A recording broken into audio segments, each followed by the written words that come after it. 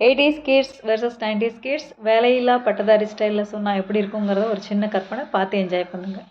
சொல்லுங்க. 90s kids எப்படி நீங்க மட்டும் இவ்வளவு ஒழுக்கமா வளர்ந்துருக்கீங்க? விளக்கமாரடி, பெரம்படி, செருப்படி, பெல்ட் அடி, தோசை கரண்டி அடி வாங்கிப்பார் தெரியும். விளக்குமாத்தடி, செருப்படி, பெரம்படி, தோசை கரண்டி அடி இது எல்லாத்தையோடையும் சேர்த்து ஸ்கூலுக்கு போக ரெடி ஆகி சைக்கிள் ஏறி உட்காந்ததுக்கப்புறம் அப்பா எனக்கு வயிறு வலிக்குது நான் ஸ்கூலுக்கு போகலைன்னு ஒரு வார்த்தை சொல்லிட்டா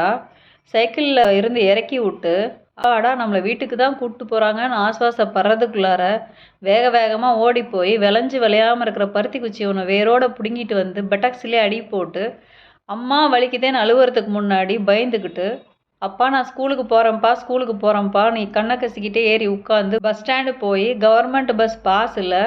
1 மணி நேரம் கவர்மெண்ட் பஸ்ஸில் ட்ராவல் பண்ணி ஸ்கூலுக்கு போனால்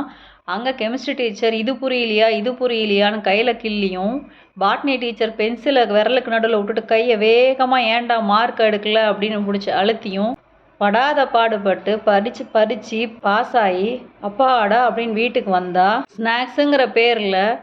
எப்பயாவது 2 மாதத்துக்கு ஒரு தரம் கிடைக்கிற மில்க் பிக்கீஸ் பிஸ்கெட்டை மட்டும் சாப்பிட்டுட்டு மற்ற நேரத்துக்கெல்லாம் கொய்யா மரம் ஏறி கொய்யாக்காய் பொறிச்சு சாப்பிட்டுட்டு நெல்லிக்காய் புளி மாங்காய் உப்பு எல்லாம் போட்டு சாப்பிட்டுட்டு இதுதாண்டா அருமையான ஸ்நாக்ஸுன்னு நாங்கள் அப்படியே ஆஸ்வாசமாக இருக்கிறப்ப